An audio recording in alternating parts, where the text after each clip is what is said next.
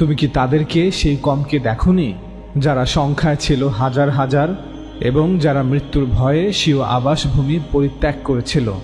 অতঃপর আল্লাহ তাদেরকে বললেন, তোমরা মরে যাও। তারপর তিনি তাদেরকে জীবিত করলেন। নিশ্চয়ই আল্লাহ তো মানুষের উপর অনুগ্রহশীল, কিন্তু অধিকাংশ মানুষ শুকরিয়া আদায় করে না। সূরা বাকারা আয়াত 243। সকল মুফাসসিররা মনে করে থাকেন যে এই আয়াতে বানী ইসরাইলের নবী হিজকিল আলাইহিস সালামের সময়কার একটি ঘটনা বর্ণনা করা হয়েছে। হিজকিল আলাইহিস সালামের ঘটনাটি মূলত সূরা বাকারার 259 নং আয়াতে বর্ণনা করা হয়েছে, এই আয়াতে নয়। এ বিষয়ে আমরা পুরো একটি ভিডিও তৈরি করেছি, লিংক নিচে দেয়া থাকবে। এই আয়াতের বিশুদ্ধ ব্যাখ্যাটি সম্পূর্ণভাবে অনুধাবন করার জন্য আমাদের পুরো সূরা বাকারা সম্পর্কে ধারণা থাকা প্রয়োজন। সূরা বাকারাকে মোট 5টি অংশে বিভক্ত করা হয়েছে। এই 5টি খণ্ড নিয়ে আমরা যে ভিডিও তৈরি করেছি তা অবশ্যই দেখবেন, লিংক নিচে দেয়া থাকবে। তবে আজকের আলোচনা বোঝার স্বার্থে আমরা খুবই সংক্ষেপে সূরা বাকারার পুরো কাঠামোটি এবং এর বিষয়বস্তুগুলো আপনাদের সামনে তুলে ধরব। সূরা বাকারার প্রথম খণ্ড বা প্রথম অংশটি 1 নং আয়াত হতে 39 নং আয়াত পর্যন্ত। এই অংশটি সূরা বাকারার ভূমিকা বা সূচনা পর্ব। এই অংশে ঈমানদার, কাফের এবং মুনাফিকদের উদ্দেশ্য করে কিছু মৌলিক আলোচনা করা হয়েছে।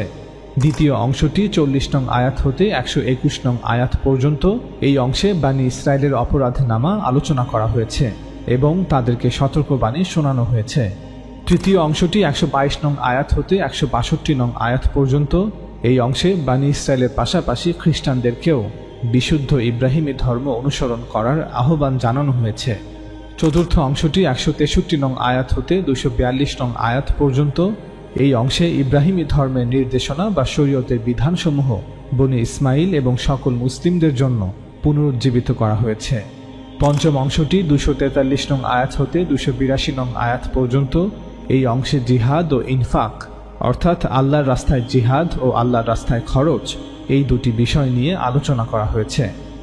আমাদের আজকের আলোচনার বিষয়বস্তু সূরা বাকারার পঞ্চম এবং শেষ খণ্ডের প্রথম আয়াত অর্থাৎ 243 নং আয়াত, যেখানে একটি জাতির সাথে ঘটে যাওয়া কিছু ঘটনা বর্ণনা করা হয়েছে। 243 নং আয়াতে উল্লেখিত ঘটনাটির রহস্য উদ্ঘাটন করার পূর্বে আমাদের অবশ্যই 4টি বিষয় মনে রাখতে হবে। 1. যেহেতু এই রহস্যময় ঘটনাটি সূরা বাকারার পঞ্চম খণ্ডের প্রথম আয়াতেই উল্লেখ করা হয়েছে এবং যেহেতু এই পুরো খণ্ডটিতে জিহাদ ও ইনফাক অর্থাৎ আল্লাহর রাস্তায় জিহাদ ও আল্লাহর রাস্তায় খরচ, এই দুটি বিষয় নিয়ে বিস্তারিতভাবে আলোচনা করা হয়েছে, সেহেতু আমরা পরিষ্কারভাবে বলতে চাই যে 243 নং আয়াতে উল্লেখিত ঘটনাটি আল্লাহর রাস্তায় জিহাদ ও আল্লাহর রাস্তায় খরচ, এই দুটি বিষয়ের সাথে সরাসরিভাবে সম্পর্কিত এবং আমরা এই সম্পর্ককে প্রমাণ করব ইনশাআল্লাহ। 2. পঞ্চম খণ্ডে জিহাদ ও ইনফাক বিষয়ে বিস্তারিত আলোচনা করার পূর্বে আল্লাহ তাআলা সূরা বাকারার চতুর্থ খণ্ডেও জিহাদ ও ইনফাক বিষয়ে সংক্ষিপ্ত আলোচনা করেছেন।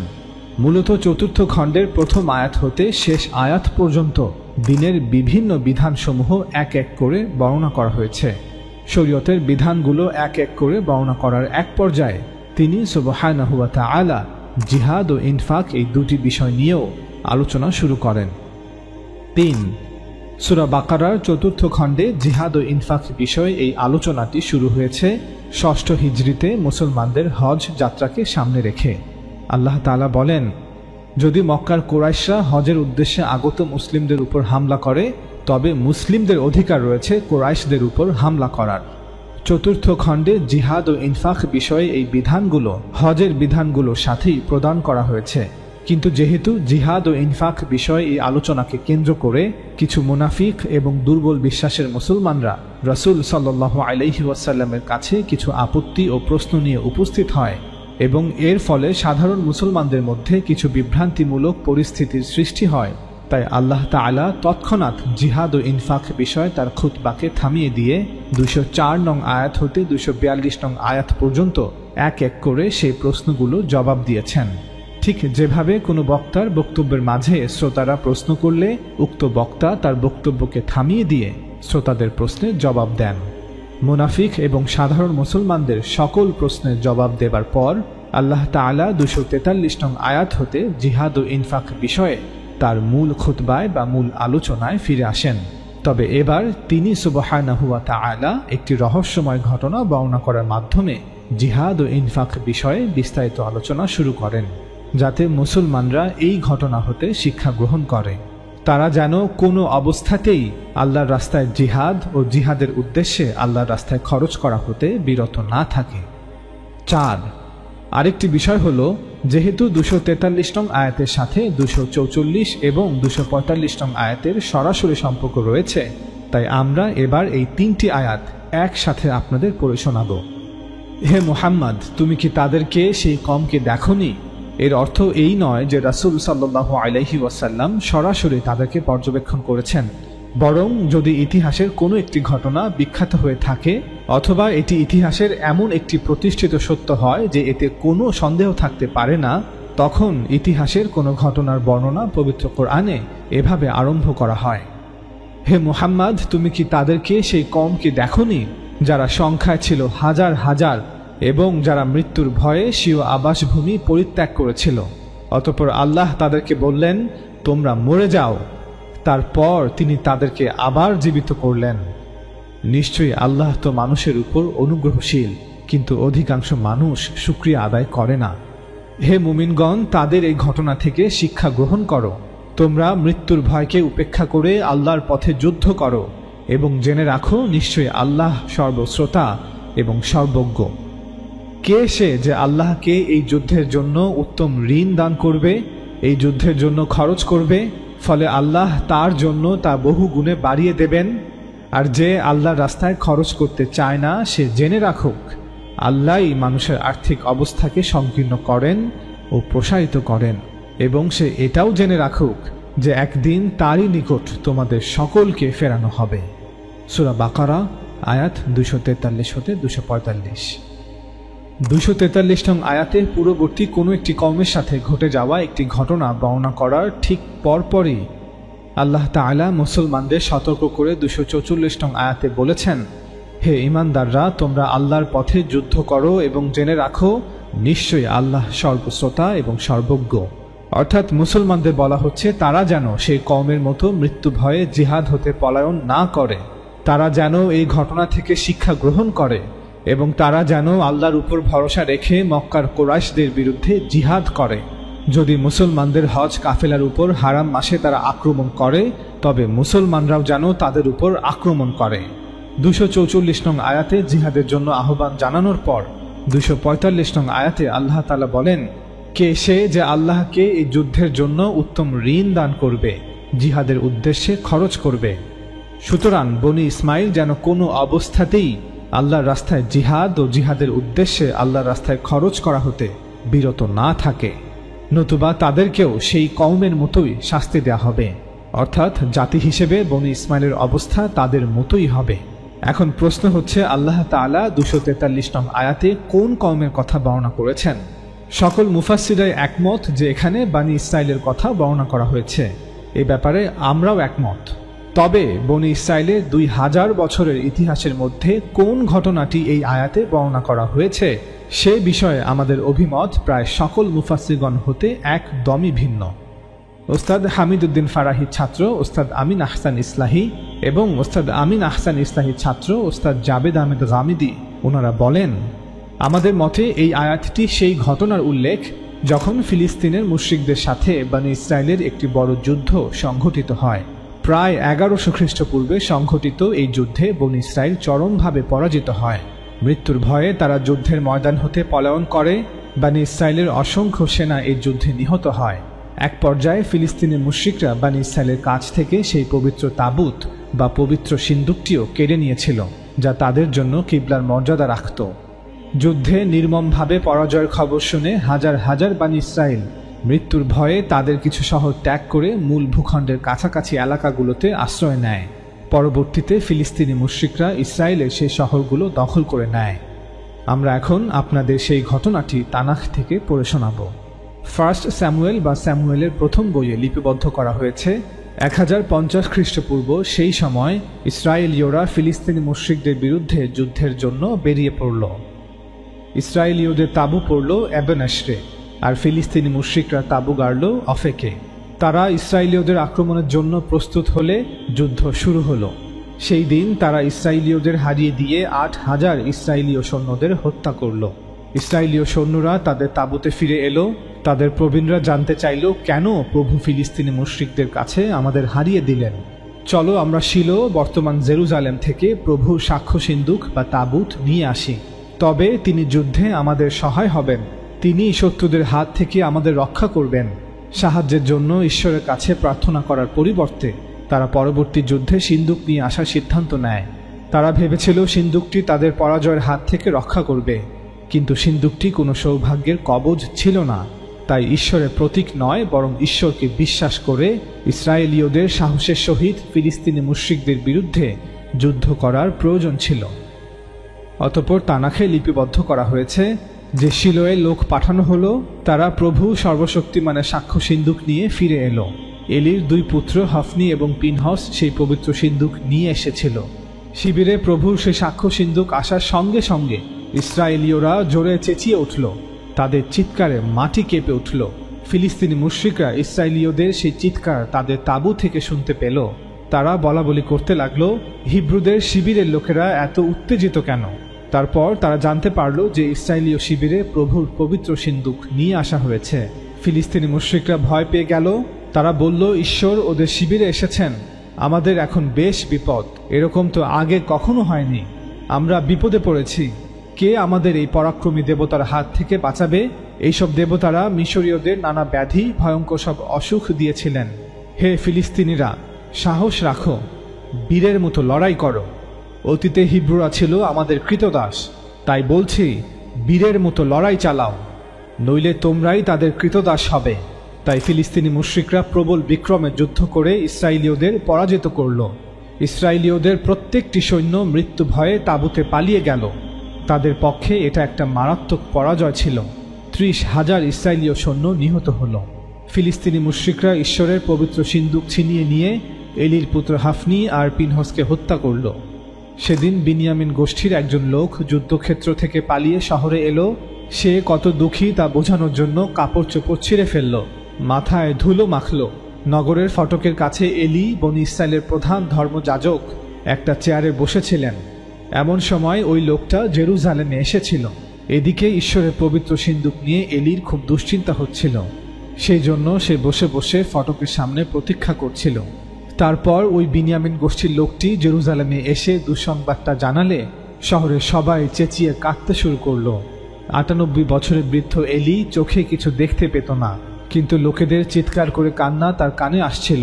সে জিজ্ঞেস করলো, লোকেরা কিসের জন্য এত চেঁচামেচি করছে? বিনিয়ামিন গোষ্ঠীর লোকটি দৌড়ে গিয়ে এলিকে সব জানালো। সেই লোকটা এলিকে বলল, আমি আজ যুদ্ধক্ষেত্র থেকে পালিয়ে এসেছি।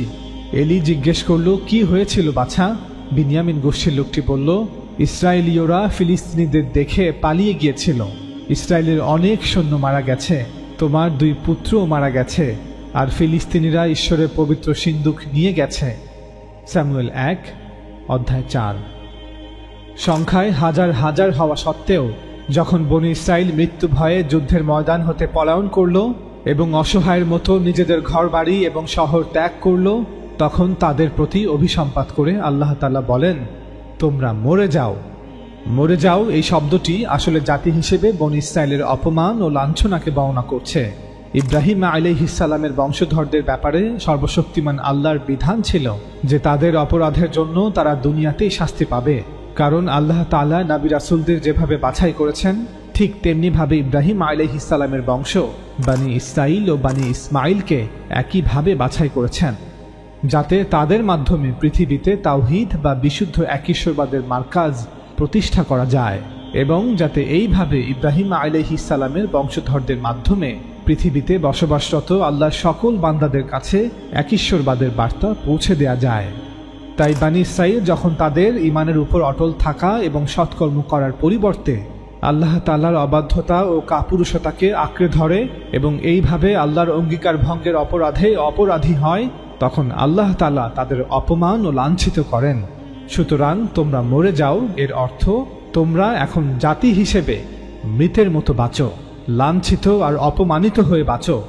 যুদ্ধ হতে পলায়ন করার পর বনী ইসরাইল বছরের পর বছর এভাবেই পরাজিত আর লাঞ্ছিত অবস্থায় ছিল।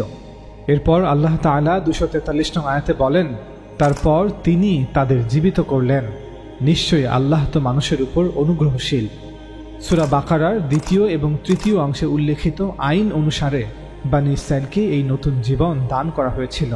অর্থাৎ যখন বনী ইসরাইল অনুতপ্ত হয়েছিল এবং আবার বিশ্বাসের পথে ফিরে এসেছিল, যখন কাপুরুষতাকে আঁকড়ে ধরে না থেকে তাওহীদের সাহসে বলীয়ান হয়ে আল্লাহর সাহায্যের উপর ভরসা রেখে বীরের মতো লড়াই করেছিল, তখন আল্লাহ তাদেরকে জাতি হিসেবে পুনরুজ্জীবিত করে তাদের শত্রুদের উপর আধিপত্য দান করেছিলেন।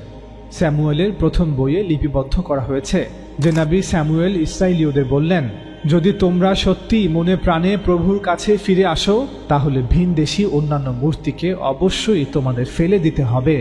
দেবতা অষ্টারথের সমস্ত মূর্তিকে ছুঁড়ে ফেলে দিতে হবে। একমাত্র প্রভুর সেবায় অবশ্যই তোমাদের সম্পূর্ণভাবে নিজেকে সমর্পণ করতে হবে। তোমাদের শুধুমাত্র প্রভুরই সেবা করতে হবে, তাহলেই তিনি তোমাদের ফিলিস্তিনের মুশরিকদের হাত থেকে রক্ষা করবেন। এ কথা শুনে ইসরায়েলীয়রা দেবতা বাল এবং দেবতা অষ্টারথের মূর্তি ফেলে দিয়ে কেবলমাত্র জীবন্ত প্রভুরই সেবা করতে লাগল। স্যামুয়েল 1 অধ্যায় 7 আয়াত 3 থেকে 4। এরপর আল্লাহ তাআলা 243 নং আয়াতে আরও বলেন, নিশ্চয়ই আল্লাহ তো মানুষের উপর অনুগ্রহশীল, কিন্তু অধিকাংশ মানুষ শুকরিয়া আদায় করে না। এই শব্দগুলো দ্বারা রাসূল সাল্লাল্লাহু আলাইহি ওয়াসাল্লামের মাধ্যমে বনী ইসমাইলের প্রতি আহ্বান জানানো হচ্ছে যে তারাও যদি জিহাদ ও ইনফাক অর্থাৎ আল্লাহর রাস্তায় যুদ্ধ ও আল্লাহর রাস্তায় দান করার দাওয়াত গ্রহণ করে, তবে সর্বশক্তিমান আল্লাহ ইব্রাহিম আলাইহিস সালামের বংশধরদের সাথে তার প্রতিশ্রুতি অনুসারে তাদেরকে আশীর্বাদ করবেন এবং তাদেরকে সার্বভৌমত্ব ও সাফল্য দান করবেন। পাশাপাশি এই শব্দগুলো একটি সতর্ক বাণীও উচ্চারণ করছে যে অতীতের বনী ইসরায়েলের মতো এখন বনী ইসমাইলও যদি মৃত্যুকে ভয় করে এবং নিজেদের জন্য অপমান ও অসম্মান পছন্দ করে, তবে তারাও একই প্রতিশ্রুতি অনুসারে জাতি হিসেবে এই মৃত্যুর মুখোমুখি হবে, যেখানে তাদের জন্য আছে অপমান আর লাঞ্ছনা। এজন্যই আল্লাহ তাআলা 243 নং আয়াতের পরবর্তী 2 আয়াতে বলেন, হে মুমিনগণ, তাদের এই ঘটনা থেকে শিক্ষা গ্রহণ করো।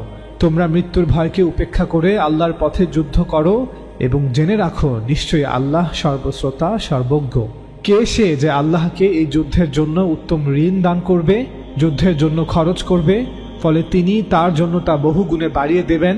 আর যে আল্লাহর রাস্তায় খরচ করতে চায় না, সে জেনে রাখুক আল্লাহ মানুষের আর্থিক অবস্থাকে সংকীর্ণ করেন এবং তিনিই তা প্রসারিত করেন। এবং সে এটাও জেনে রাখুক যে একদিন তারই নিকট তোমাদের সকলকে ফেরানো হবে। সুতরাং এই 3টি আয়াতের মাধ্যমে এবং এই ঘটনার মাধ্যমে আল্লাহ তাআলা বনী ইসমাইলকে শিক্ষা দিচ্ছেন যে জাতি হিসেবে তাদের জীবন অথবা তাদের মৃত্যুর ফয়সালা নির্ধারণ করা হবে তাদের আমলকে সামনে রেখে। বনী ইসমাইল যদি বিশ্বাসের পথে থাকে, তাওহীদ প্রতিষ্ঠার এই প্রচেষ্টায় তাদের রাসূলকে সহায়তা করে এবং তাওহীদ অস্বীকারীদের বিরুদ্ধে বীরের মতো লড়াই করে, তবে আল্লাহ তাদেরকে জাতি হিসেবে পুনরুজ্জীবিত করে তাদের শত্রুদের উপর আধিপত্য দান করবেন। অর্থাৎ বনী ইসমাইল নিজেদের জীবিত করতে চাইলে আল্লাহ তাদের জীবনের প্রদীপ দান করবেন, আর তারা যদি নিজেদের মৃত্যুর হাওয়ালা করে দেয়, তবে আল্লাহ তাদেরকে মৃত্যু দিয়ে ঢেকে দিবেন। বনী ইসরাইল এবং বনী ইসমাইল এই 2 জাতি অর্থাৎ ইব্রাহিমী বংশের সাথে এটাই আল্লাহর বিশেষ কানুন।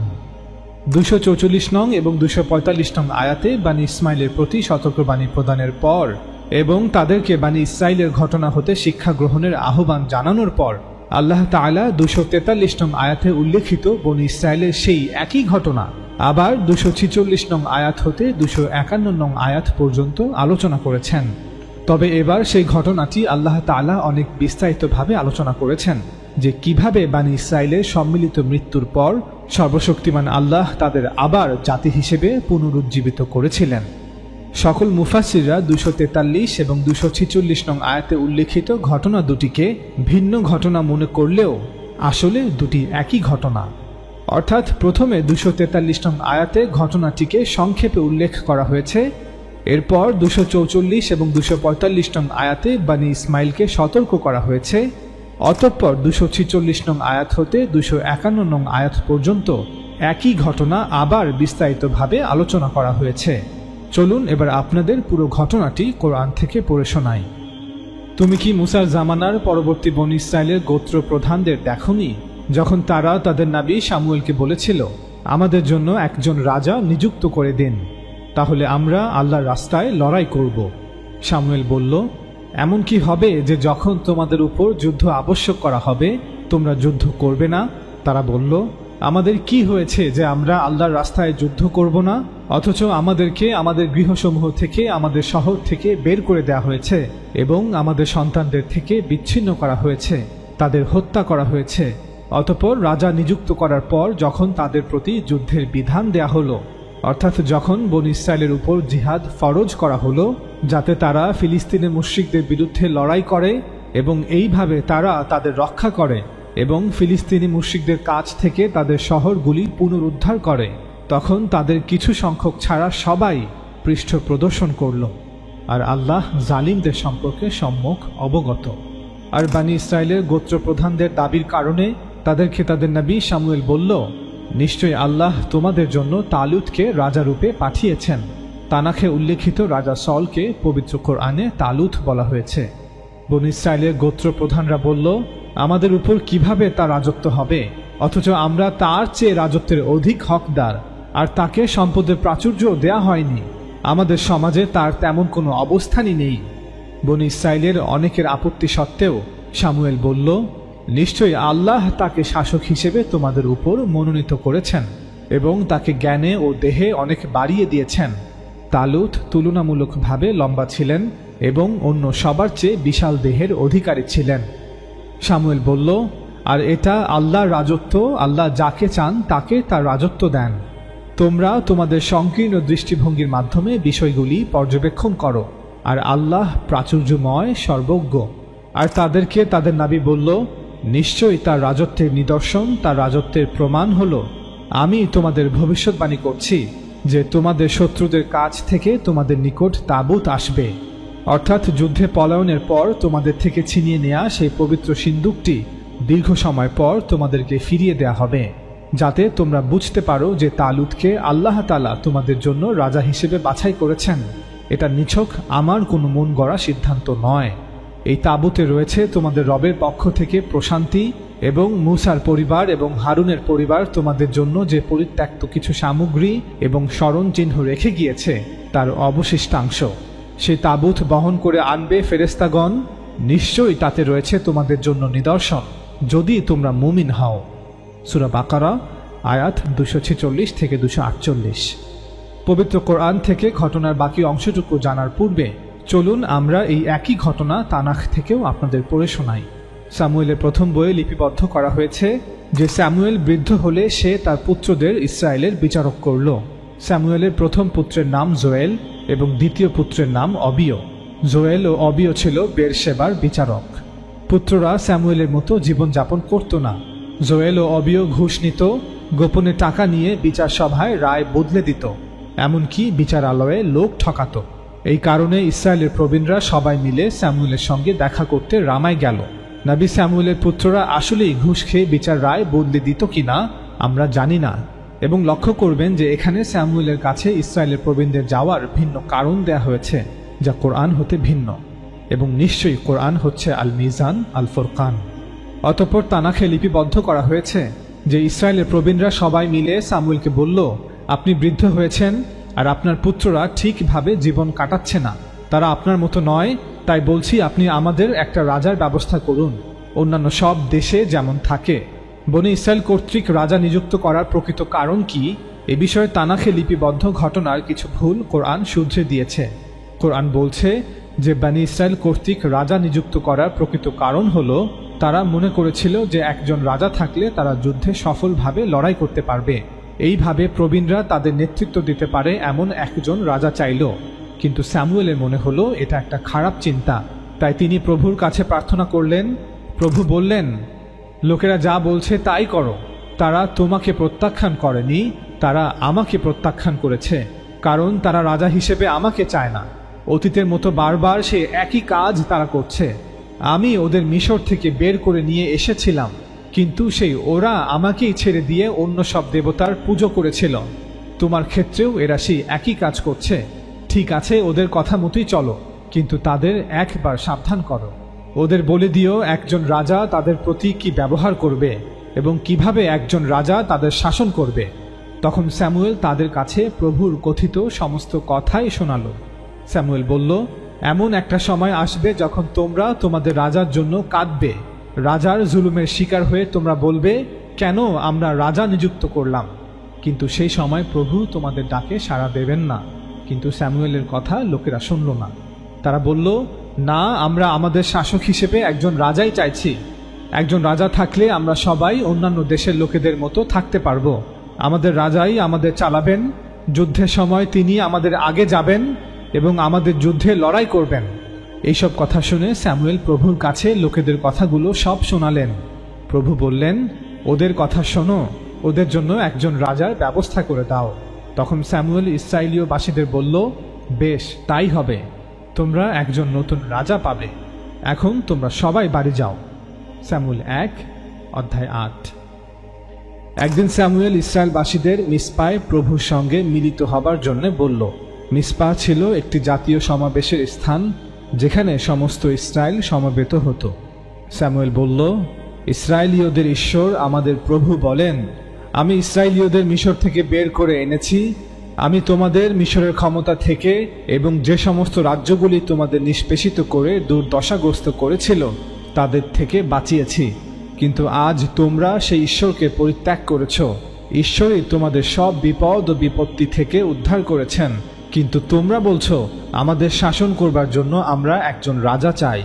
বেশ, তবে তাই হোক। এখন তোমাদের পরিবার গোষ্ঠী অনুসারে প্রভুর সামনে দাঁড়াও। স্যামুয়েল এক এক করে ইসরায়েলবাসীদের সমস্ত পরিবার গোষ্ঠীকে তার কাছে ডাকল।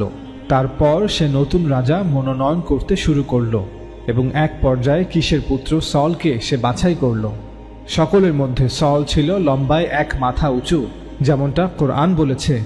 স্যামুয়েল বলল, নিশ্চয়ই আল্লাহ তাকে শাসক হিসেবে তোমাদের জন্য বাছাই করেছেন এবং তাকে জ্ঞানে ও দেহে অনেক বাড়িয়ে দিয়েছেন।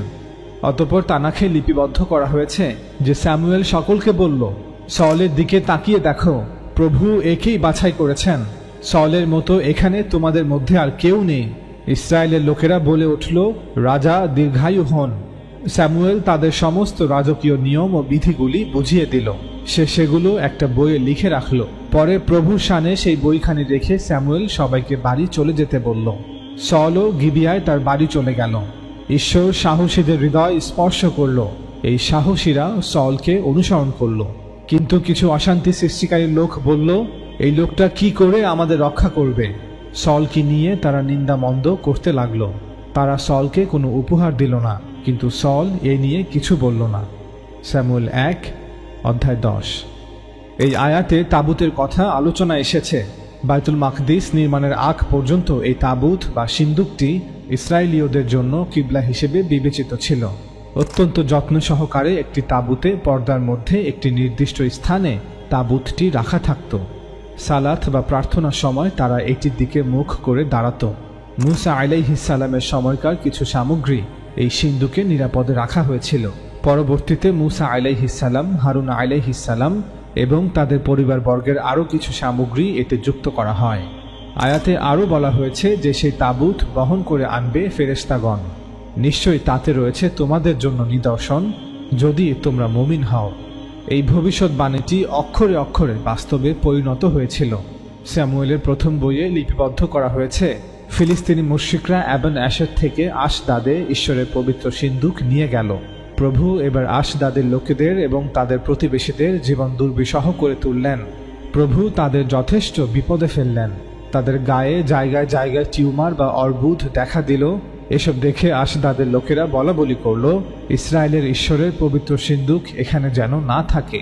আশদাদের লোকেরা 5 জন ফিলিস্তিনি শাসককে ডাকল। তাদের ওরা জিজ্ঞেস করল, ইসরায়েলের ঈশ্বরের এই পবিত্র সিন্দুক নিয়ে আমাদের কি করা উচিত? শাসকরা বলল, ইসরায়েলের ঈশ্বরের পবিত্র সিন্দুক গাতে নিয়ে যাও।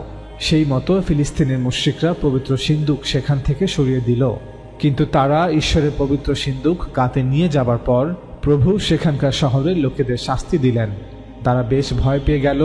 বালক বৃদ্ধ সকলের গায়ে টিউমার বা অর্বুদ দেখা দিল। তাই ফিলিস্তিনি মুশরিকরা ঈশ্বরের পবিত্র সিন্দুক একরনে পাঠিয়ে দিল, কিন্তু সেটা একরনে এলে সেখানকার লোকেরা ক্রন্দন করল, কেন তোমরা ইসরায়েলের ঈশ্বরের পবিত্র সিন্দুক আমাদের একরনে আনলে? তোমরা কি আমাদের এবং আমাদের লোকেদের মেরে ফেলতে চাও? একরনের লোকেরা ফিলিস্তিনি শাসকদের ডেকে বলল, ইসরায়েলের ঈশ্বরের সিন্দুক যেখানে ছিল সেখানেই পাঠিয়ে দাও। 7 মাস ফিলিস্তিনিরা তাদের দেশে পবিত্র সিন্দুকটিকে রেখে দিয়েছিল। তারা যাজক আর জাদুকরদের ডাকল, তাদের জিজ্ঞাসা করল, প্রভুর এই সিন্দুক নিয়ে আমাদের কি করা উচিত? কি করে আমরা সেটা যথাস্থানে ফিরিয়ে দিতে পারি? যাজক আর জাদুকররা বলল, তোমরা অবশ্যই একটা নতুন টানা গাড়ি তৈরি করো, আর সদ্য বিয়নো 2টি গাভী জোগাড় করো। গাভী দুটো যেন মাঠে কখনো কাজ না করে থাকে, ওদের গাড়ির সঙ্গে জুড়ে দাও।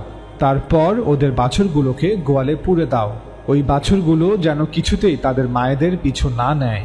তারপর গাড়িটা ছেড়ে দাও, গাড়িটার দিকে লক্ষ্য রাখবে। যদি সেটা ইসরায়েলের শহর বেথশেমেশের দিকে যায়, তাহলে বুঝবে প্রভু আমাদের এই ভয়ানক রোগ দিয়েছেন।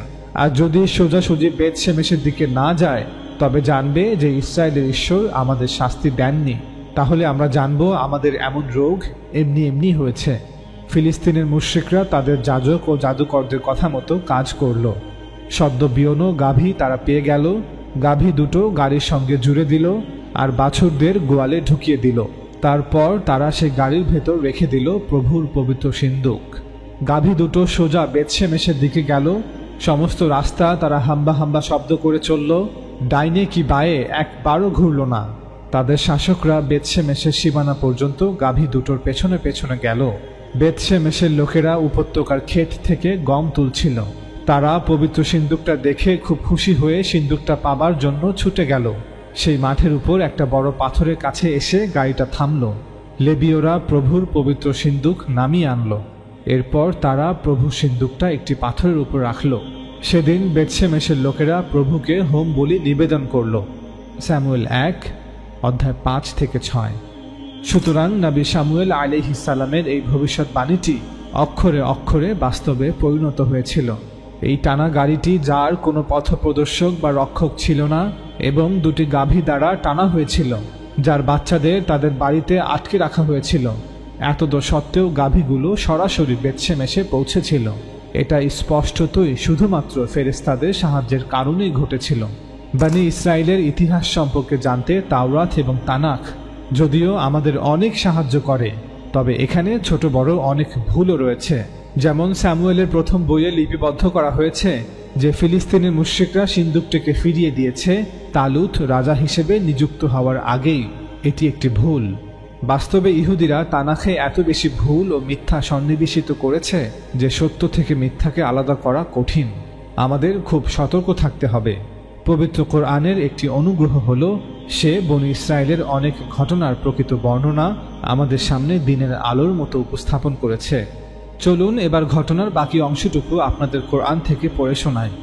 আল্লাহ তাআলা বলেন, রাজা হিসেবে নিযুক্ত হওয়ার পর কোনো এক সময় যখন তালুত বনী ইসরায়েলের সৈন্যবাহিনী নিয়ে ফিলিস্তিনের মুশরিকদের বিরুদ্ধে যুদ্ধ করার জন্য বের হলো, তখন সে নবী শামুয়েল আলাইহিস সালাম হতে ওহির বাণী শ্রবণ করে বনী ইসরায়েলকে বলল, নিশ্চয়ই আল্লাহ তোমাদেরকে একটি নদী দ্বারা পরীক্ষা করবেন। অতএব যে তা হতে পান করবে সে আমার সৈন্যবাহিনীর দলভুক্ত নয়, আর যে তা হতে পান করবে না সে আমার দলভুক্ত। তবে তোমাদের মধ্যে কেউ পিপাসায় কাতর হয়ে পড়লে সে তার হাতে শুধুমাত্র 1 কোষ পানি পান করবে এবং সেও আমার দলভুক্ত থাকবে। হাত দিয়ে পান করার শর্ত আরোপ করা হয়েছে যাতে মানুষ গ্লাস বা কাপ দিয়ে পান না করে, কিন্তু তাদের মধ্য থেকে স্বল্প সংখ্যক ছাড়া সকলে তা থেকে পান করল। আল্লাহ তাআলা বনী ইসরায়েলের সৈন্যদেরকে একটি নদী দিয়ে পরীক্ষা করেছিলেন যাতে এই সেনাবাহিনীর সেনাপ্রধান এবং বাদশাহ তালুতের কাছে এটা পরিষ্কার হয়ে যায় যে তার সেনাবাহিনীতে শৃঙ্খলা বজায় রয়েছে কিনা, তার সৈন্যরা তার আদেশের অনুগত কিনা। কারণ যুদ্ধে জয়ী হওয়ার পূর্ব শর্তই হলো একটি আদর্শ সেনাবাহিনী যারা সুশৃঙ্খল এবং যারা তাদের সেনাপ্রধানের অনুগত। এই পরীক্ষায় যারা উত্তীর্ণ হবে যুদ্ধের ময়দানে রাজা তালুত তাদেরকেই মূল দায়িত্বগুলো দিবেন, তাদেরকেই সামনের সারিতে রাখবেন। তার সৈন্যরা যদি তুলনামূলক এই ছোট পরীক্ষায় উত্তীর্ণ না হয়, তবে কিভাবে যুদ্ধের ময়দানে যেখানে জীবন দিতে হতে পারে সেখানে মৃত্যু ভয়কে জয় করে তার আদেশের অনুগত হবে, কিভাবে মৃত্যুকে আলিঙ্গন করে তারা শত্রু সেনাদের উপর ঝাঁপিয়ে পড়বে। এরপর আল্লাহ তাআলা বলেন, অতঃপর যখন তালুত ও তার সঙ্গী ঈমানদারগণ নদীটি অতিক্রম করল এবং যুদ্ধের ময়দানের নিকট পৌঁছালো, যারা সেই পরীক্ষায় ব্যর্থ হলো, তারা শত্রুপক্ষের সেনাবাহিনীর সংখ্যায় ভীত হয়ে বলল, আজ আমাদের জালুত ও তার সৈন্যবাহিনীর সাথে লড়াই করার ক্ষমতা নেই, আমরা অতি ক্ষুদ্র একটি দল।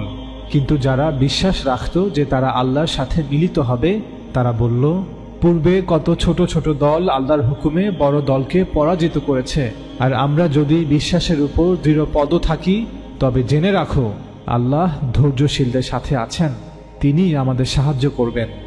আর যখন তারা জালুত ও তার সৈন্যবাহিনীর মুখোমুখি হলো, তখন তারা যুদ্ধরত অবস্থায় বলল, হে আমাদের রব, আমাদের উপর ধৈর্য ঢেলে দিন, আমাদের পা স্থির রাখুন এবং আমাদেরকে কাফের জাতির বিরুদ্ধে সাহায্য করুন। অতঃপর তারা আল্লাহর হুকুমে তাদেরকে পরাজিত করল এবং দাউদ জালুতকে হত্যা করল। আর বনী ইসরাইলের রাজা তালুতের মৃত্যুর পর আল্লাহ দাউদকে রাজত্ব ও প্রজ্ঞা দান করলেন এবং তাকে শিক্ষা দিলেন যা তিনি ইচ্ছা করলেন। আর আল্লাহ যদি মানুষের কতককে কতকের দ্বারা এভাবে প্রতিহত না করতেন, তবে অবশ্যই জমিন ফাসাদপূর্ণ হয়ে যেত, কিন্তু আল্লাহ বিশ্ববাসীর উপর অনুগ্রহশীল। সূরা বাকারা আয়াত 246 থেকে 251। চলুন এবার এই অংশটুকু আপনাদের তানাখ থেকে পড়ে শোনাই। স্যামুয়েলের প্রথম বইয়ে লিপিবদ্ধ করা হয়েছে যে ইসরায়েলের সম্পূর্ণ কর্তৃত্ব সল নিজের হাতে নিলেন। ইসরায়েলের চারদিকে যত শত্রু ছিল তাদের সঙ্গে তিনি যুদ্ধ চালালেন। তিনি মোয়াব, আম্মান, সোবার রাজা ইদম এবং ফিলিস্তিনির সকল মুশরিকদের সঙ্গে যুদ্ধ করলেন। সল যেখানেই গেলেন সেখানেই ইসরায়েলের শত্রুদের হারিয়ে দিলেন। সকল মুশরিকদের তিনি পরাজিত করলেন। সল খুব সাহসী ছিলেন। সমস্ত শত্রু যারা ইসরায়েলীয়দের লুট করতে চাইছিল, তাদের হাত থেকে সল ইসরায়েলীয়দের রক্ষা করেছিলেন। এমনকি আমালেক গোষ্ঠীকেও তিনি হারিয়ে দিয়েছিলেন। স্যামুয়েল 1 অধ্যায় 14। কিন্তু সমস্যা রয়ে গেল, যেমনটা আল্লাহ তাআলা বলেছেন। রাজা নিযুক্ত করার পর যখন তাদের প্রতি যুদ্ধের বিধান দেয়া হলো, তখন তাদের কিছু সংখ্যক ছাড়া সবাই পৃষ্ঠ প্রদর্শন করল। স্যামুয়েলের প্রথম বইয়ে লিপিবদ্ধ করা হয়েছে যে ইসরায়েলীয়দের বলা হলো তারা যেন গিলগলে সলের সঙ্গে যোগ দেয়। এই আদেশ শুনে ইসরায়েলীয়রা দেখল তারা বিপদের মুখে, ফাঁদে পড়েছে বলে মনে হলো তাদের। তারা পালিয়ে গিয়ে গুহায় পাহাড়ের ফাঁকে ফোকরে লুকিয়ে রইল মৃত কুয়োর মধ্যে, মাটির ভেতরে যেন কোনো গর্তের মধ্যে। কিছু ইসরায়েলীয়রা জর্ডান নদী পেরিয়ে পূর্ব দিকে গাদ আর গিলিয়দের দিকেও চলে গেল। সল তখনও গিলগলই ছিল। তার সৈন্যরা সবাই ভয়ে কাঁপছে। সৈন্যদের নিয়ে সল গিলগল ছেড়ে বিন্যামিনের গিবিয়ায় চলে গেলেন। সল মাথা গুনে দেখলেন তার সঙ্গে রয়েছে মাত্র 600 জন। সলের পুত্র জনাথন তার অস্ত্রবাহক যুবক সহকারীকে বলল, চলো আমরা ওই বিদেশীদের তাঁবুর দিকে যাই, হয়তো ওদের হারিয়ে দিতে প্রভু আমাদের সাহায্য করতে পারেন। প্রভুকে কেউই থামাতে পারে না। আমাদের সৈন্য কম হোক বা বেশি হোক, এতে কিছু যায় আসে না। তার অস্ত্রবাহক যুবকটি তাকে বলল, যা ভালো বোঝো তাই করো, আমি তোমার সঙ্গে সমস্ত ব্যাপারে থাকব। সেদিন সল একটা মস্ত ভুল করেছিলেন। ইসরায়েলীয় সৈন্যরা ক্লান্ত ও ক্ষুধার্ত হয়ে পড়েছিল এবং এর কারণ ছিল সল। তিনি তাদের দিয়ে এই প্রতিশ্রুতি করিয়েছিলেন যে সন্ধ্যার আগে এবং আমি শত্রুদের হারিয়ে দেবার আগে যদি কেউ খায় তাহলে তাকে শাস্তি দেওয়া হবে। তাই কোনো ইসরায়েলীয় সৈন্য কিছু খায়নি। স্যামুয়েল 1 অধ্যায় 14।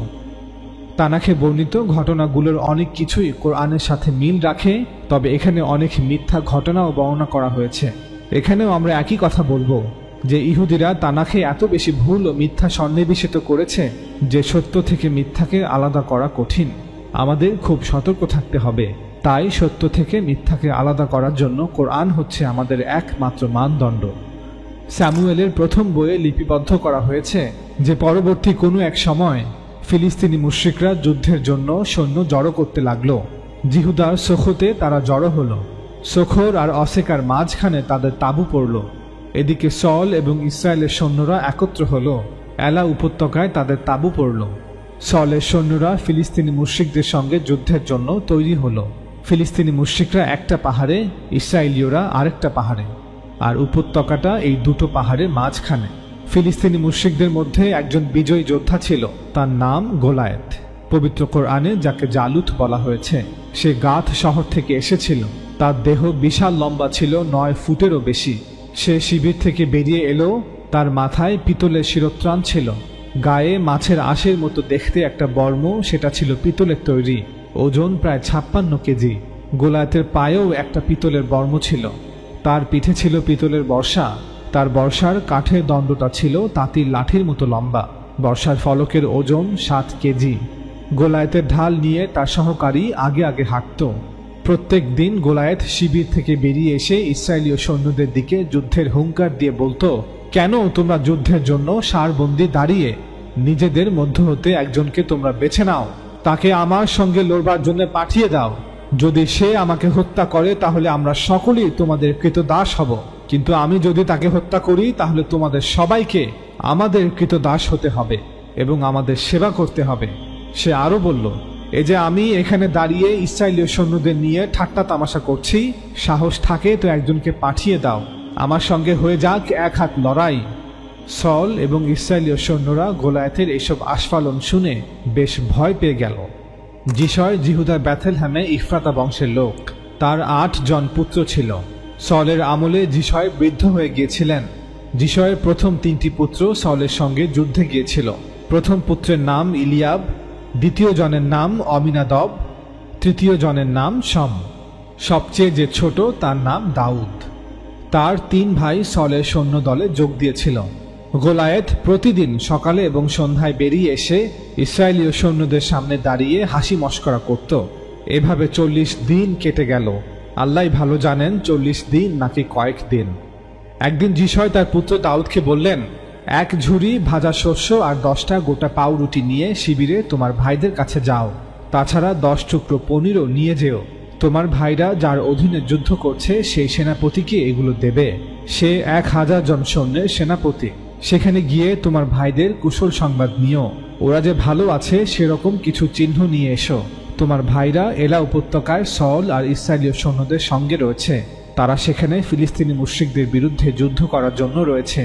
যিশয়ের কথা মতো ভোরবেলায় দাউদ একজন রাখালের উপর মেষগুলো দেখাশোনার দায়িত্ব দিয়ে খাবার দাবার নিয়ে চলে গেলেন। দাউদ শিবিরে ঠেলাগাড়ি চালিয়ে নিয়ে গেলেন। সেখানে পৌঁছে তিনি দেখলেন সৈন্যরা যুদ্ধের জন্য বেরিয়ে যাচ্ছে। ইসরায়েলীয়রা ও ফিলিস্তিনি মুশরিকরা সারিবদ্ধ হয়ে দাঁড়িয়েছিল এবং যুদ্ধের জন্য তৈরি হয়েছিল। যে খাবার দাবার যোগান দেয় তার কাছে সবকিছু রেখে দিয়ে দাউদ বেরিয়ে পড়লেন। যেদিকে ইসরায়েলীয় সৈন্যরা দাঁড়িয়েছিল সেদিকে তিনি দ্রুত চলে গেলেন। সেখানে গিয়ে তিনি ভাইদের খোঁজ খবর নিলেন। তারপর ওদের সঙ্গে দেখা করে দাউদ কথা বলতে লাগলেন। তারপর গাতের সেরা যোদ্ধা গোলায়েত তাঁবু থেকে বেরিয়ে এলো এবং যথারীতি ইসরায়েলীয়দের বিরুদ্ধে গর্জাতে লাগলো। তার কথাগুলো দাউদ সবই শুনলেন। কয়েকজন লোক দাউদকে কথা বলতে দেখল, তখন তারা দাউদকে সলের কাছে নিয়ে গেল। দাউদ সলকে বললেন, আমি তাদের সঙ্গে যুদ্ধ করতে চাই। গোলায়েত মরবেই, কারণ সে জীবন্ত ঈশ্বরের সৈন্যবাহিনীকে নিয়ে ঠাট্টা তামাশা করেছে। সল দাউদকে বললেন, তবে যাও, প্রভু তোমার সহায় হন। এই বলে সল তার পোশাক দাউদকে পরিয়ে দিলেন। তার মাথায় চড়িয়ে দিলেন পিতলের শিরস্ত্রাণ আর দেহে দিলেন পিতলের বর্ম। দাউদ কোমরে তরবারি নিলেন। এরপর একটু ঘুরে ফিরে বেরিয়ে দেখলেন যে সব ঠিক আছে কিনা। তিনি সলের পোশাকটা পরার চেষ্টা করলেন, কিন্তু তিনি এমন ভারী জিনিস পরতে অভ্যস্ত ছিলেন না। তাই তিনি সলকে বললেন, আমি এইসব জিনিস নিয়ে লড়াই করতে পারবো না, আমি এগুলোতে অভ্যস্ত নই। তারপর তিনি ওগুলো সব খুলে ফেললেন। এরপর তিনি তার ছবিটা হাতে নিয়ে নদীর ধারে গিয়ে 5টা নিটোল নুড়ি পাথর তুলে নিলেন। সেগুলো তিনি মেষ পালকের থলেতে রাখলেন। হাতে গুলতি নিয়ে গেলেন গোলায়েতের মুখোমুখি হতে। গোলায়েত ধীরে ধীরে দাউদের দিকে এগিয়ে এলো। গোলায়েতের অস্ত্রবাহক ঢাল নিয়ে ওর আগে আগে চলল। দাউদকে দেখে গোলায়েত হাসল। সে দেখল দাউদ ঠিক সৈন্য নয়, কিন্তু লাল মুখো একজন সুদর্শন বালক। গোলায়েত দাউদকে জিজ্ঞাসা করল, তোমার হাতের এই লাঠিটা কিসের জন্য? তুমি কি এটা দিয়ে কুকুরের মতো আমায় তাড়াবে? এই বলে গোলায়েত তার দেবতাদের নাম নিয়ে দাউদকে গালমন্দ করতে লাগলো। গোলায়েত বলল, আয় তোর দেহটাকে নিয়ে পাখি আর জানোয়ারদের খাওয়াই।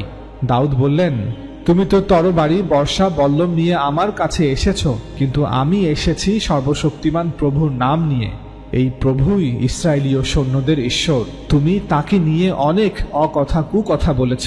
আজ প্রভুর দয়ায় আমি তোমাকে পরাজিত করব। তোমাকে আজ আমি হত্যা করব, তোমার মুন্ডু কেটে নিয়ে জন্তু জানোয়ারদের আর পাখিদের খাওয়াবো। শুধু তুমি নয়, তখন পৃথিবীর সমস্ত মানুষ জানবে ইসরায়েলে একজন ঈশ্বর আছেন। এখানে যারা এসেছে তারা সবাই জানবে যে মানুষকে বাঁচাতে প্রভুর কোনো তরবারি বা বল্লমের দরকার হয় না। এ তো প্রভুরই যুদ্ধ, তোমাদের হারাতে প্রভুই আমাদের সহায়ক। গোলায়েত দাউদকে আক্রমণ করতে উদ্যত হলো। সে একটু একটু করে দাউদের কাছে ঘেঁষে এলো। তখন দাউদ ওর দিকে ছুটে গেলেন। দাউদ থলে থেকে একটা পাথর বের করলেন, সেটাকে তার গুলতির মধ্যে রেখে তিনি ছুঁড়লেন। গুলতি থেকে পাথরটি ছিটকে গিয়ে একেবারে গোলায়েতের দু চোখের মাঝখানে পড়ে ওর মাথার ভেতর অনেকখানি ঢুকে গেল। গোলায়েত সঙ্গে সঙ্গে মুখ থুবড়ে মাটিতে পড়ে গেল। এইভাবে শুধু একটা গুলতি আর একটি পাথর দিয়েই দাউদ তাকে হারিয়ে দিলেন এবং আঘাত করে মেরে ফেললেন। দাউদের হাতে কোনো তরবারি ছিল না, তাই দাউদ গোলায়েতের শরীরের কাছে দৌড়ে গেলেন। তিনি গোলায়েতের তরবারির খাপ থেকে তরবারি বের করে গোলায়েতের মাথা কেটে ফেললেন। ফিলিস্তিনি মুশরিকরা তাদের নায়ককে মৃত দেখে দৌড়ে পালালো। তখন ইসরায়েলীয়রা আর জিহুদার সৈন্যরা হৈ হৈ করতে করতে তাদের তাড়া করল। এইভাবে তারা তাদের ধাওয়া করল গাদ শহরের সীমানা আর ইক্রনের ফটক পর্যন্ত। এভাবে তারা অনেককে ধরে হত্যা করল। সারাইমের রাস্তা ধরে গাদ আর ইক্রন পর্যন্ত তাদের মৃতদেহ ছড়িয়ে পড়েছিল।